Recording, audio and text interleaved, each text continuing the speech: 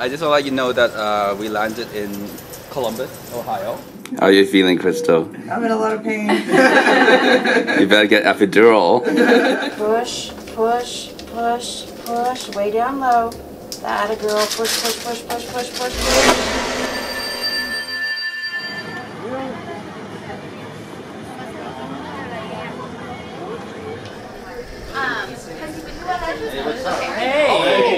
Sorry. Hey, You made it! of course I made it. What are you doing here? I'm Quentin Lee. I grew up in Hong Kong, and when I was growing up, I saw that a lot of my friends have really strong, loving parents, and I felt that I didn't get enough love from my family, and I've always wanted to have an opportunity to build a family and have a kid so that I could actually, you know, kind of like feel like doing it right.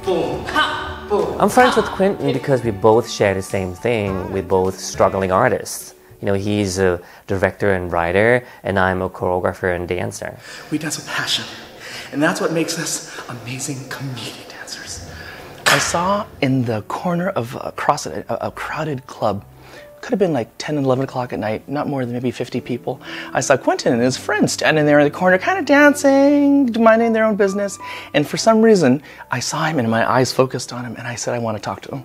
And I have that kind of personality where I think I can just walk up to people and say hi to them and strike up a conversation. So I walked up to him and I started talking and realized that we have a few things in common. We're both Chinese from Hong Kong and well, a lot of other mutual interests, one of them being dance.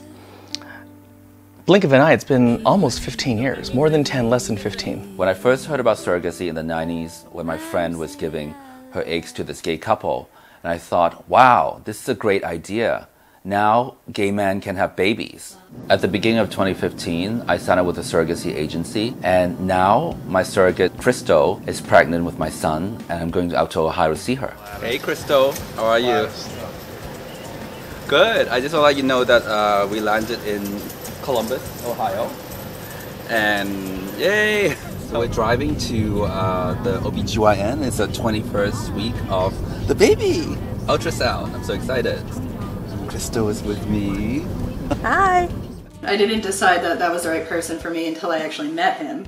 But what got me going was I do love the Chinese culture, and he said he grew up in Hong Kong, very easygoing.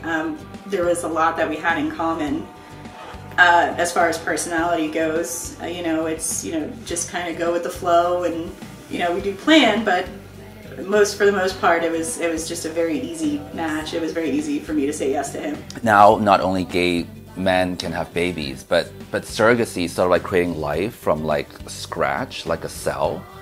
And I felt like it's so close to making a feature film. Like you're writing everything from the beginning. I have done found footage film, like documentaries and stuff like that, but I'm less interested in that. But I'm more interested in actually making like a piece of art, making film from like scratch, just from like a word to like a script. And surrogacy is kind of like that. I first heard about surrogacy through my aunt, who inspired me to do it. But the deciding factor on it was a few episodes of Friends. Lisa Kudrow plays Phoebe Buffet, and she was a surrogate for her brother. And I remember the episode. It's actually one of my favorite. The day that she decides to do the surrogacy, she's her birth mother hands her this puppy to keep, and then she tries to show her how hard it is to give the puppy back. But you know, Phoebe was able to do that and wanted to make her brother happy and give them something that nobody else would be able to give them. It's really a special gift. 1, 2, 3. My experience from being a single mom is it's definitely exhausting. You know, you are the only one in the house. You are the mom. You are the dad. You're the disciplinarian. You're the cheerleader.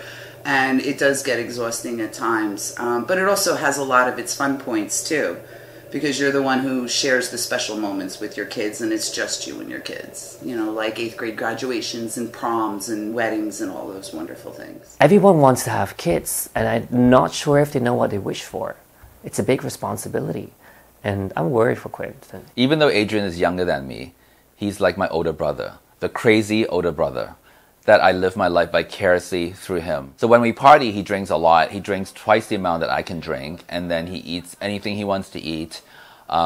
He, goes home with anyone he wants to go home with, and it's something that I can't do myself. Working in the entertaining business, it's a roller coaster. You never know where you are. One day you earn a lot, the next day you don't. One day you get a call, you have to go to China, the next week you have to go to Europe, and then Texas, whatever. So it's not stable. I don't know if it's the perfect environment for a kid.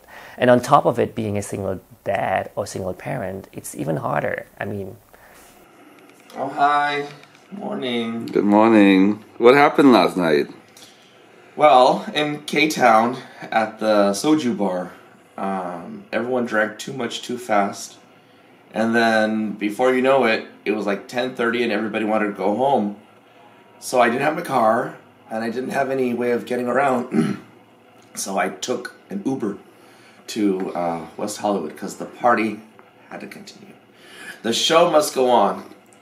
And oh my gosh, what a night. It was the anniversary of that club. People came from all over California, and I was hit on by a married man with a child, a 2-year-old daughter. And he's, it was weird. He has a daughter, he was showing me pictures of her, and yet at the same time his wife came over and slapped him and got furious and jealous. I love partying with Adrian. He's a lot of fun, and he takes care of me when we're partying. But after I have my son, I really don't know how we're going to fit into each other's lives. I'm still drunk. Casper's due date is June 13th. But 3 weeks before the due date, I got a call from Crystal, and she said she was having contractions. So I basically hopped on the next plane and flew out to Columbus. We're driving to Parkersburg, West Virginia right now from Ohio. And it's a very quiet freeway, as you can see. It's almost haunting. Hi Casper. As soon as I heard that you might be coming out, as your surrogate mom Crystal was having some contractions, I flew out here to Parkersburg, West Virginia right away. Here I am. I'm at the Red Roof Inn right now. It's nothing to write home about. It's just the most basic and economical option I could find because I didn't know how long I'll be staying. And you're not ready to come out yet. Even though it's false alarm, I decided to stay around Ohio until the baby's due, and I get to hang out with Crystal. I wouldn't want a place like this though because it's in a flood zone. They flood quite a bit out here. So there's a lot of times where the horses can't go out because of it. I got to hang around with Crystal, and her favorite thing is horse riding.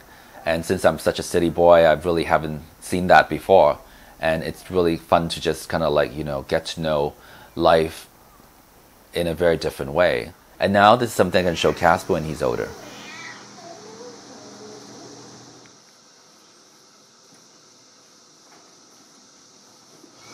You don't always have to lunge the horse.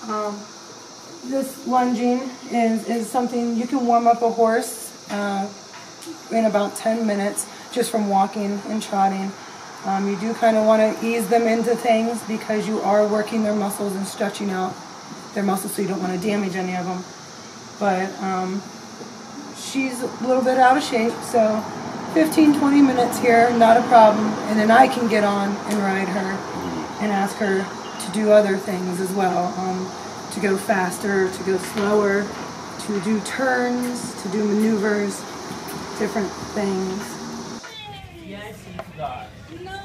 So I'm here with Auntie Christina. Hey. And we want to tell you that we miss you. Yes, we do. Tell camera. And look who, it's Auntie Tuya. Hi. It's Quentin. Hi, Quentin. It's a video. And look who's here. Oh my gosh, yeah. so cute. So we all miss we all miss him, right? No. And the baby. Can't wait to see the baby. I couldn't care less. Anyhow, we'll talk to you later. Bye. On June 6, 2016, at 7 a.m., I got a call from Crystal, and she said she's going to the hospital with her mom right away.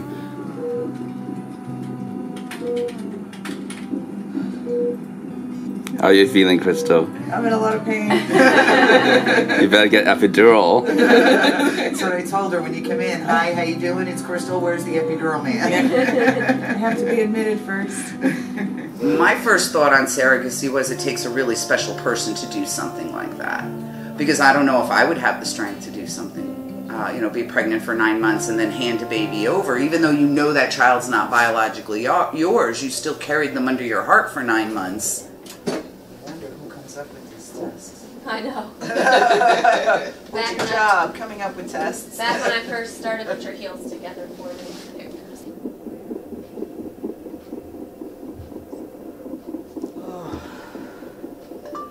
How are you feeling now, Crystal? Having a contraction. Is in labor.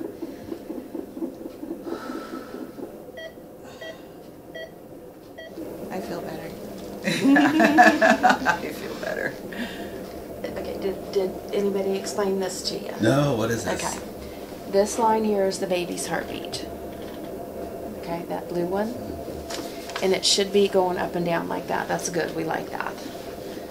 This purple line is Crystal's heartbeat.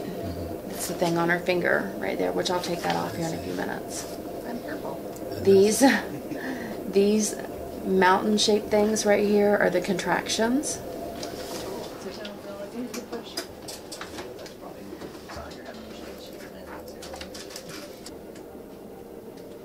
Deep breath in and hold it and bear down. 1, go way low in your bottom like you're trying to use the bathroom. 2, 3, 4, 5, 6, 7, 8. Now get your breath and come right back out. 1, 2, 3, 4, 5, 6, 7, 8. Good job. Baby's got hair. So to be honest, I was a little bit nervous when you were born because I'm personally really scared of blood. So I was holding this camera, I was trying to shoot, and so that actually gave me something to do that I wasn't afraid of, like all the blood. But surprisingly, the birth was such an emotional kind of thing. It's like just seeing you coming out. It was like, wow, it just kind of changed my life. 6, 7, 8. Oh, good job. Came out like 3 more inches then. Quentin, do you want to cut the cord? Yeah, he's I'm just gonna hold it. Where did I cut? We're going to cut right between the 2 clamps. Okay, great. Wait, let me get over here. There you go. Alrighty. Holding Casper in my hands, I just want him to be happy growing up and do whatever that he wants to do and fall in love and just want to give him all the love that I can give. Like, I don't know what just happened. We did not want to get too attached to the baby, but she did let me sing to his belly and talk to him and stuff like that. Only, because that's good for the baby. They hear the voices, and we played music for him, but we, did that with her first pregnancy also. So treating the pregnancy, we just did our normal loving family thing that we normally do when someone's pregnant in the family. But the most memorable part was the actual birth, and thank you, Quentin, for letting me be there for that. The most memorable experience that I had was when the baby was put on my belly, and it surprised me because even though I knew it was a surrogacy and the baby's not biologically linked to me, you still kind of half expect him to kind of look like you, but he doesn't look anything like me. Yeah, I hate that question when people ask me how I could give away a baby. When you go into the process, you know that that baby's not yours. You're just renting out your womb to grow for somebody else. Advice for other surrogates, I would say you're going to need a thick skin because you're going to get comments from everybody. Everybody's going to have an opinion about it. So you're going to want to just kind of brush it off, not let it get to you, that kind of thing. There you are, Mr. Casper. You're born. I'm sorry I didn't get a shot with us together because I've been so busy shooting myself. But the nurses said you were a very, very calm baby, and we're going back to LA soon.